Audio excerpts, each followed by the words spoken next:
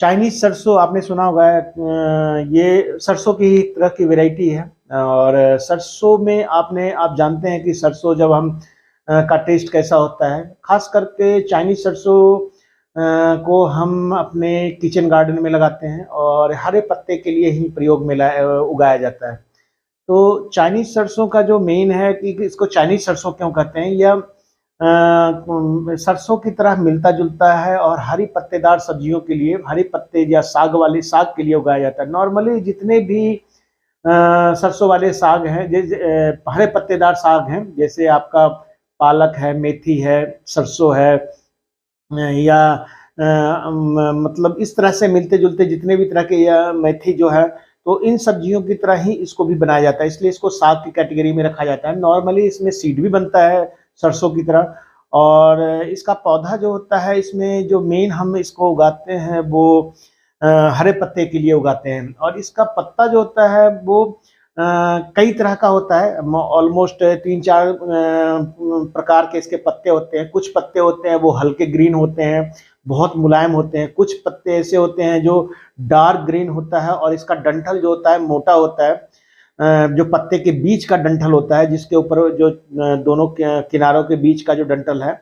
और तीसरा जो होता है वो कई बार पर्पल कलर का भी होता है। तो ये 2-3 वेराइटी है, किस्में हैं, जिसको हम कह सकते हैं कि ये चाइनीज सरसों की कैटेगरी में आता है। चाइनीज सरसों हम हरे पत्ते के लिए ही उगाते हैं। इसका जो कल्टीवेशन किया जाता है वो हरा पत्ता इसका प्रयोग में लाया जाता है खाने के लिए। और इसका अन्य सरसों से ये क्यों अलग है, तो हम कह सकते हैं कि जो चाइनीज सरसों है इसकी पत्ते की कटाई की जाती है, जबकि हम नॉर्मल सरसों जब लगाते हैं सब्जियों के लिए या साग के लिए, तो इसको हम एक ही बार में काट देते हैं।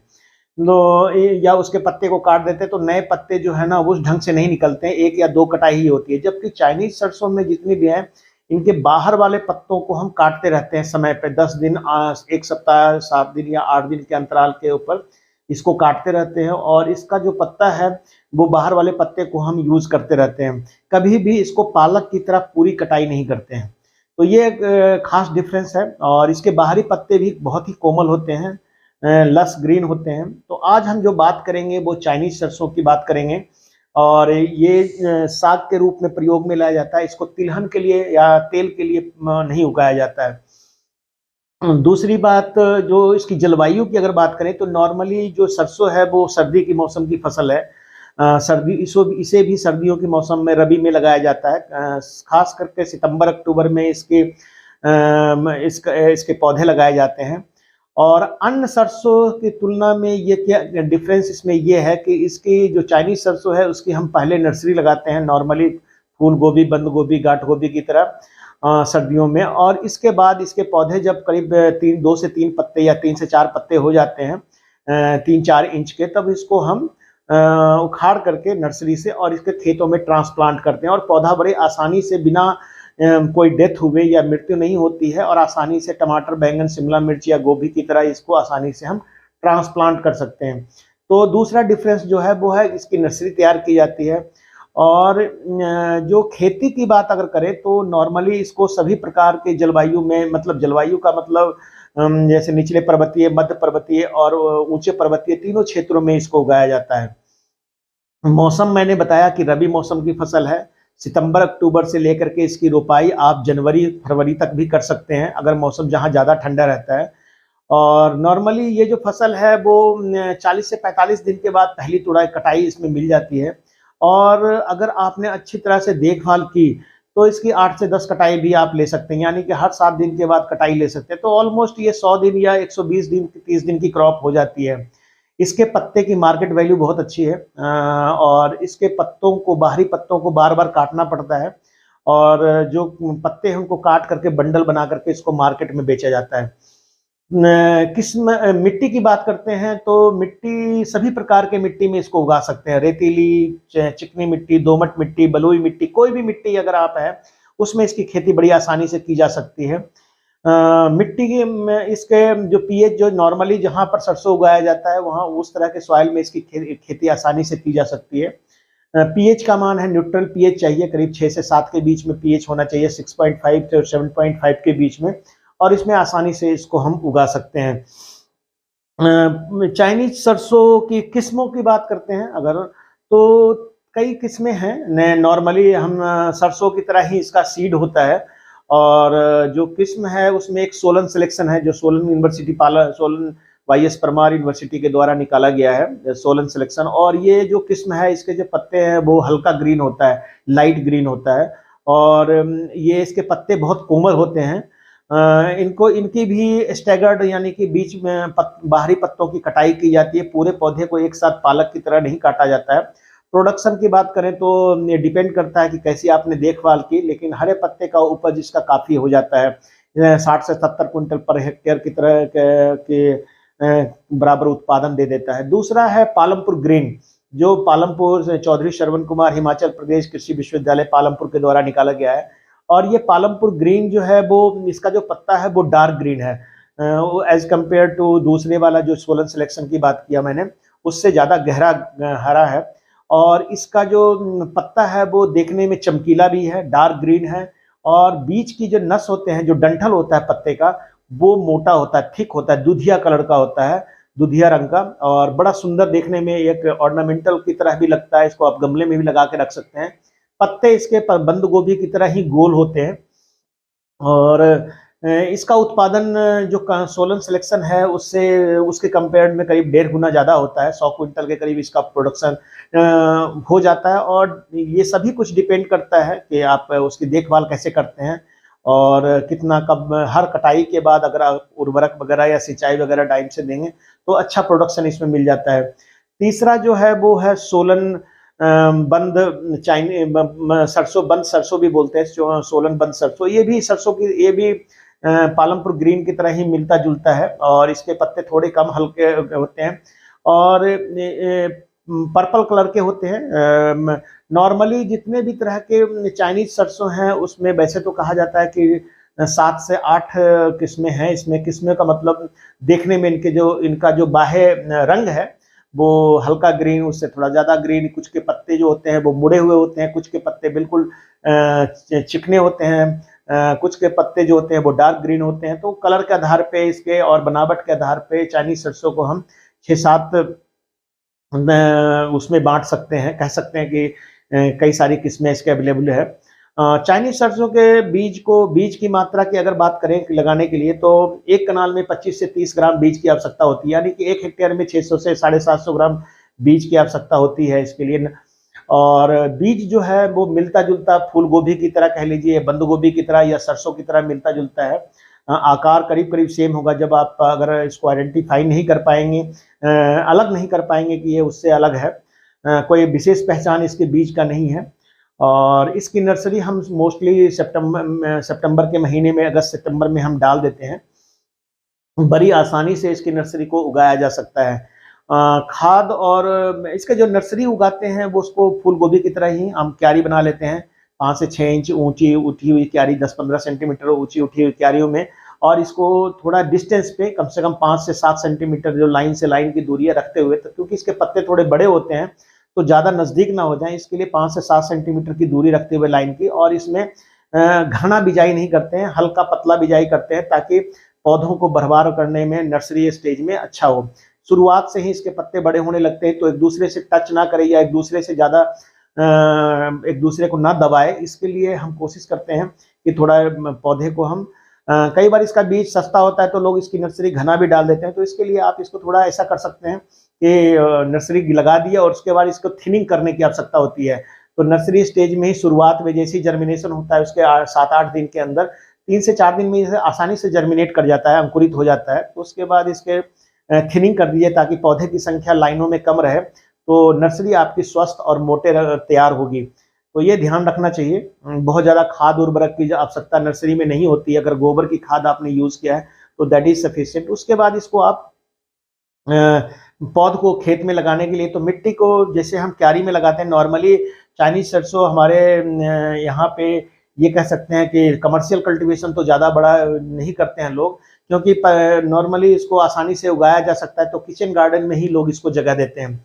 और किचन गार्डन के लिए ये बहुत अच्छी क्रॉप है। एक लगातार 3-4 महीने तक आपको हरा साग जो सरसों की तरह का ही टेस्ट का होता है, इसके पत्ते का जो साग होता है उसका टेस्ट भी सरसों से मिलता जुलता है, इसलिए हम कहते भी हैं कि ये चाइनीज सरसों की तरह है, सरसों की तरह है, इसलिए इसका नाम चाइनीज सरसों रखा गया है। और मिट्टी को आप क्यारियों को बना लीजिए, फ्लैट बेड में भी लगा सकते हैं, ऊंची उठी हुई क्यारी में भी लगा सकते हैं। नॉर्मली फ्लैट बेड में लगाने से ये होता है पानी देना आसान हो जाता है, थोड़ा पानी की रिक्वायरमेंट इसकी है, सिंचाई की आवश्यकता इसको होती है। जब पौधे नर्सरी के पौध तैयार हो जो तो 30 सेंटीमीटर बाई 30 सेंटीमीटर या 45 by 45 centimetre, normally 30 centimetre by 30 centimetre यानी 1 फीट से पौधे से लाइन से लाइन की दूरी और 1 ही फीट पौधे से पौधे की दूरी के बीच में इसको आप लगाइए। शुरुआत में इसकी देखभाल ये करनी होती है कि जब आप नर्सरी लगाते हैं, ट्रांसप्लांट करते हैं, तो शाम के समय करें और पौधे की देखभाल करते रहें। गोबर की खाद आप जैसे क्यारियों में है उसमें डालें, एक कनाल में 8 से 10 क्विंटल गोबर की खाद की आवश्यकता होती है। और उर्वरक की बात करते हैं तो करीब करीब 7 से 8 किलोग्राम 12-32-16 प्रति कनाल आप डाल सकते हैं। उसके अलावा 1 किलोग्राम के करीब म्यूरेट ऑफ पोटाश डाल सकते हैं, एक हेक्टेयर एक पॉइंट मतलब आधा किलो के करीब। और उसके अलावा आप इसमें 7 किलोग्राम इसमें यूरिया की आवश्यकता होती है, तो 7 किलोग्राम यूरिया जो है वो बाद के समय में डालें। शुरुआत में जब आप खेत की तैयारी करते हैं तो ज़्यादा ज़रूरत नहीं पड़ती है, उसी समय आप आधा यूरिया और पूरा 12-32-16 को आप इसको यूज कीजिए। और इसको डालने के बाद आप क्यारी को तैयार कर लीजिए फ्लैट बेड में, और इसको आप पुनः इसको लगा सकते हैं। लगाने के बाद इसको बीच बीच में शुरुआत में इरिगेशन की आवश्यकता होती है, सिंचाई देते रहिए इसमें। सिंचाई देने के बाद आप इसकी तैयारी ऐसे कर सकते हैं कि आप सिंचाई करने के बाद ओवर इरिगेशन नहीं कीजिए, ज़्यादा पानी की आवश्यकता नहीं होती है, फ्रीक्वेंटिंग सिंचाई देनी पड़ती है। अगर ज़्यादा देर पे पानी देंगे, इसको सिंचाई करेंगे या खेत को सूखने देंगे तो उसके पत्ते जो होते हैं वो थोड़े हार्ड हो जाते हैं। जब पौधा 40 से 45 दिन का हो जाता है तो इसकी पहली कटाई आप कर सकते हैं। आसानी से बाहर वाले पत्तों को आप तोड़िए और पूरे पत्तों को मत काटिए, और बाहर वाले पत्ते जो आपको जब यूज करना हो तो आप इसको यूज कर सकते हैं। डंठल समेत इसको हम साग के रूप में प्रयोग करते हैं। इसका डंठल जो सफ़ेद दूधिया कलर का होता है, खास करके पालमपुर ग्रीन का जो है, तो उसको हम उसके लिए जो है साग के लिए यूज करते हैं। दो सोलन सिलेक्शन या पालमपुर ग्रीन या सोलन बंद गोभी बंद सरसों है, ये तीनों वेराइटियों में जो डंठल है पत्ते का वो मोटा होता है, तो उसमें बहुत अच्छी ग्रो मतलब इसका जो साग है वो काफ़ी ज़्यादा इसका प्रोडक्शन होता है। जहाँ तक बीमारियों की बात करें, प्रोडक्शन की बात तो मैंने कर ली आपको, तो अगर बीमारियों की बात करें तो इसमें अल्टरनेरिया वगैरह लगता है। तो आप अगर नर्सरी स्टेज में कहें तो डैम्पिंग ऑफ लगता है, तो उसको बचाने के लिए आप इसमें स्प्रे कर सकते हैं बेबिस्टिन और डायथेनियम 45 का, उसकी ड्रेंचिंग कर सकते हैं शुरुआत में। बीज को आपको ट्रीट करके लगाना चाहिए। बीज को ट्रीटमेंट ये है कि हॉट वाटर ट्रीटमेंट, जो गर्म पानी में बीज को एक पोटली में बांध दीजिए कोई कपड़े में, और 50 डिग्री सेंटीग्रेड में जो पानी है गर्म करके, और उसमें आधा घंटा के लिए डाल करके या 10-15 मिनट के लिए डाल करके, और फिर उसके बाद बेबिस्टिन या थीरम वगैरह से जो भी है उससे फंजीसाइड से उससे इसको ट्रीट करके आप इसको लगा सकते हैं। इसके हरे पत्ते जो होते हैं उसमें बीमारियां बहुत कम आती है, कुछ अल्टरनेरिया वगैरह आ सकता है, तो उस कंडीशन में शुरुआत के स्टेज में ही आप बेबिस्टिन और M45 का स्प्रे कीजिए। कई बार हम देखा गया है कि इसके जो शुरुआत में जो जड़ें जब हम पौधे निकालते हैं, तो अगर पौधों के जड़ों को जरूर ध्यान रखना चाहिए कि अगर जड़ें काली पड़ गई है तो उसको छांट के निकाल दें, या जो सीडलिंग हम निकाल के लाते हैं ट्रांसप्लांट करने के लिए, उसको स्टेप्टोसाइक्लिन में के घोल में इसके जड़ को ट्रीट करके हम लगाएं। नॉर्मली इसमें बीमारी बहुत कम आती है, बहुत हार्डी क्रॉप है सरसों की तरह। कई बार इसके पत्तों को, जैसे चूंकि हम पत्तों को बार बार काटते रहते हैं अपनी ज़रूरत के अनुसार, तो तेला वगैरह की समस्या कई बार आ सकता है, जिसको हम एफिड बोलते हैं। तो उसमें आप मैलाथियोन का 1 ml प्रति लीटर पानी में मिला करके आप स्प्रे कर सकते हैं, और बहुत ही सुरक्षित है। इसको आप स्प्रे करने के बाद 3-4 दिन के बाद उनके पत्तों, 4-5 दिन के बाद इनके पत्तों को काट करके आप खा सकते हैं। तो मैलाथियोन से ही एफिड का कंट्रोल हो जाता है। बाकी बहुत सारी बीमारियां इसमें नहीं आती है। पत्ते अगर खराब होने लगे, कुछ पत्ते अगर बीच में से खराब होते हैं तो इसको काट के आराम से निकाल सकते हैं। और अच्छे पत्ते को कई बार तो लोग ऐसा भी करते हैं कि इसको नेट हाउस में लगाते हैं, और ये हाइड्रोपोनिक्स में भी इसका पौधा आसानी से उगाया जा सकता है। तो चाइनीज सरसों एक तरह से हरे साग के लिए प्रयुक्त होने वाला बहुत ही बढ़िया क्रॉप है और इसको आप लगा सकते हैं। चाइनीज सरसों में जो पत्तेदार सब्जियों हैं, अगर आप कंटिन्यूअस लेना चाहते हैं, खास करके जल्दी हम आप हरे पत्ते जैसे साग के सर्दियों में ज़्यादा लोगों की पसंद हो जाती है, तो उस कंडीशन में सबसे फास्ट ग्रोइंग माना जा सकता है कि सबसे जल्दी तैयार। अगर मेथी भी है उसको भी 60-65 दिन के बाद ही कटाई हो पाती है, पालक को भी 40-45-50 दिन से ज़्यादा लग जाता है। तो चाइनीज सरसों को अगर आप समय से ट्रांसप्लांट कर दें तो सबसे अर्ली आपको पत्ते वाली साग के रूप में आपको प्रयोग किया जा सकता है। तो ये किसान भाइयों, मैं आज आप लोग को बता रहा था कि चाइनीज सरसों को हम कैसे उगाएं और इनकी कौन कौन सी किस्में हैं। इसके अलावा भी अगर कोई और सब्जियों के बारे में आप जानना चाह सकते हैं तो आप मुझे 9418494333 पे कॉल भी कर सकते हैं और अगर कोई समस्या आती है तो भी बता सकते हैं। इसके अलावा मेरे ये खेती की बात है जो यूट्यूब चैनल है, इसको आप सब्सक्राइब अवश्य करें ताकि आपको नोटिफिकेशन मिलता रहे मेरे नए नए वीडियो का। और किसान भाइयों, मैं बहुत मेहनत करता हूँ खासकर आपके लिए, तो चैनल को सब्सक्राइब भी कीजिए, लाइक भी कीजिए और जो हम वीडियो बनाते हैं उसको मुझे काफ़ी मेहनत करना पड़ता है। तो डेफिनेटली है कि लोगों के बीच में अगर शेयर करें, जितने ज़्यादा सब्सक्राइबर होंगे उतने ज़्यादा लोगों तक ये मैसेज पहुंचेगा। तो सब्सक्राइब करना ना भूलें। धन्यवाद किसान भाइयों।